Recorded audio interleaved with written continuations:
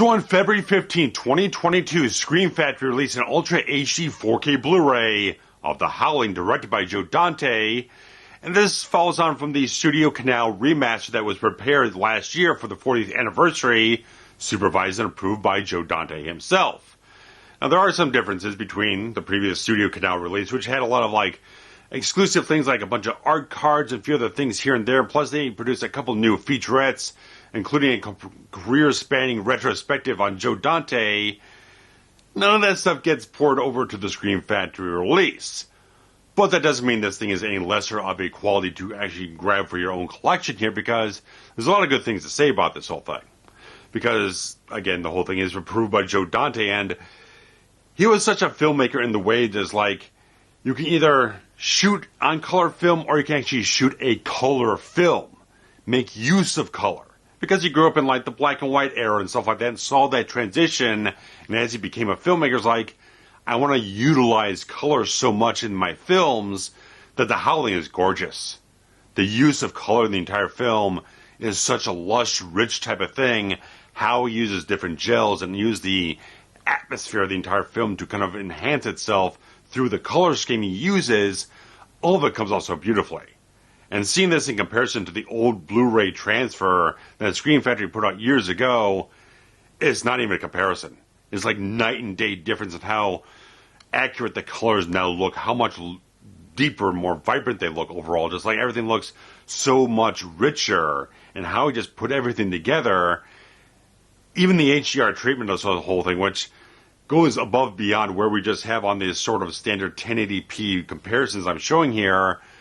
It just enhances everything just that much further. The contrast is not fiddled with too much.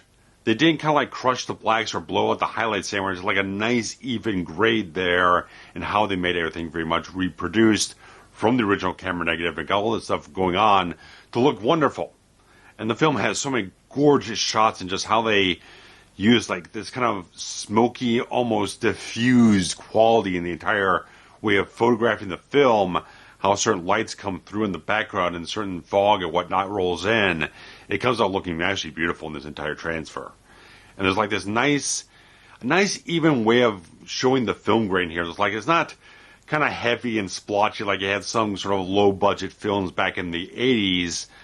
It's Avco Embassy, who actually originally produced the entire film, put a lot of care into the films they produced back then. Stuff like that, and Escape from New York and a whole bunch of other different films. They put a lot of money, a lot of effort into it to make sure they looked high grade, and that comes down to the film stock as well here, because, again, it's just a nice, fine layer of grain. You don't have anything heavy in terms of weird splotches or anything inconsistent. It's a very well shot film with very good equipment. So it comes through very well in 4K, and how that comes off, and just you got the fabulous makeup effects from Rob Bottin in this whole thing. This guy was an absolute insane master of this entire stuff. This was the film right before The Thing, where he just kind of showed his merit.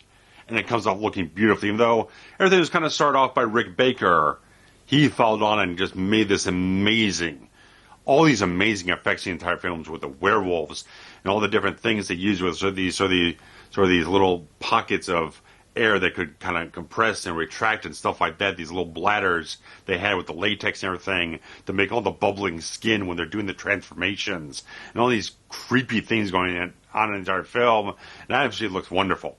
All this stuff comes out showing that he has such high grade quality what he was putting into his effects work throughout the entire decade here, until he won an Oscar for Total Recall in '91. All these fabulous things. The entire film just looks wonderful in every regard. Everything from the daylight scenes to the nighttime stuff, and all, again, how they start using gels and the wonderful cinematography, how they move the camera around in very interesting type of ways. Beautiful, gorgeous type of stuff. It looks absolutely wonderful.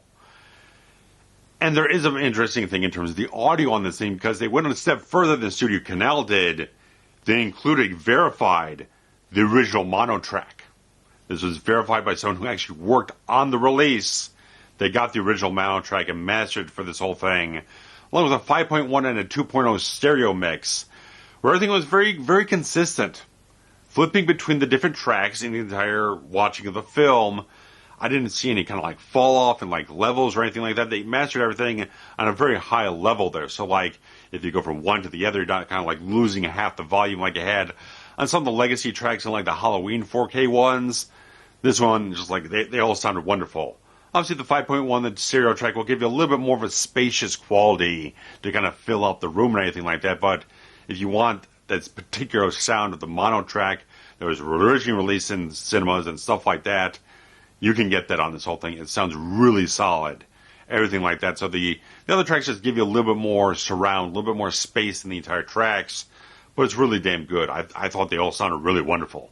They're really just solid, beefy type of things to really engage with the film so much, with all the kind of cool score the entire film has. It has a very old school traditional horror score, but all the sound effects, everything like that, continue to be consistently mixed across all three tracks here. So not one kind of ends up favoring more the sound effects or the entire score or whatnot. Everything was very balanced on all three of them. I thought they did a wonderful job overall, just mastering all this stuff, putting it here for everyone to enjoy. And packaging isn't too much of a thing. It's just kind of the standard slip case with the fabulous, amazing poster artwork that I absolutely positively love. And that's all just kind of transplanted right onto the regular keep case or whatnot, front and back, everything like that. But you got a fabulous amount of like legacy bonus material on this whole thing. They didn't produce anything new, but the fact is, even from back on the old MGM special edition DVD, that's like they had such a comprehensive documentary on it. Screen Factory didn't really have to do a whole lot when they got the license for it and started producing their own version of it. So like they got two different audio commentaries on this whole thing. One poured over from the old special edition Laserdisc, and another one with the author of the original book, Gary Bradner. So they got all that and a whole bunch of different making-ofs and trailers from hell, which is also something Joe Dante has done himself. That's his own sort of creation there.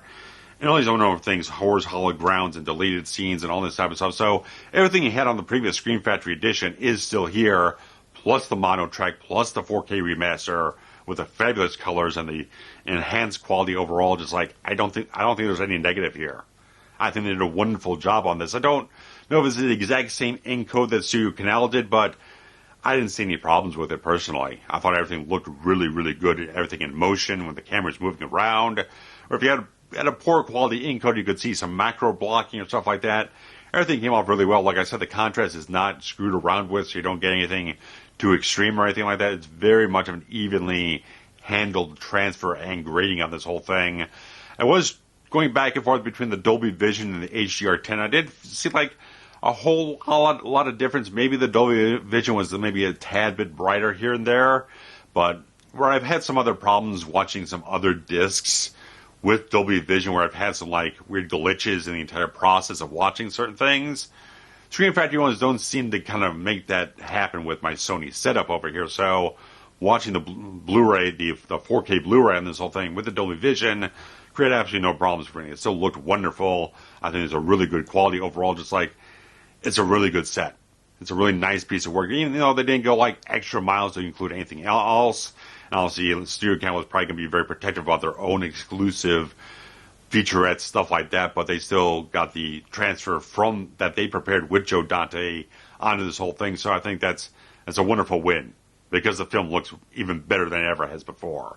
Because even when they did that special edition Laserdisc, Joe Dante did have to go back in and kind of like supervise the grading and the mastering and the whole thing, because some of the previous home video releases kind of zapped a lot of the color out. So he went back on that whole thing. He's been very protective of this entire film, making sure that the lushness and the vibrance of the entire film that he actually shot it with has been preserved on multiple different iterations on home video. So it's nice to see that he went back on this occasion, supervised everything, and improved it. I think it's a wonderful type of thing. So if you don't already have the Studio Canal one, this is a no-brainer to get for the Howling. The Howling just looks absolutely wonderful. I think it's a solid buy.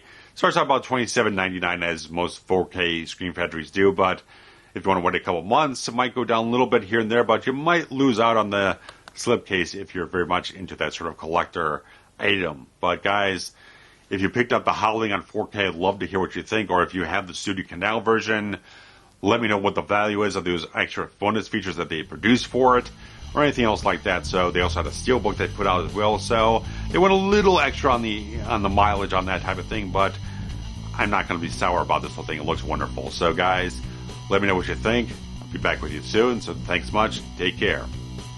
Bye-bye.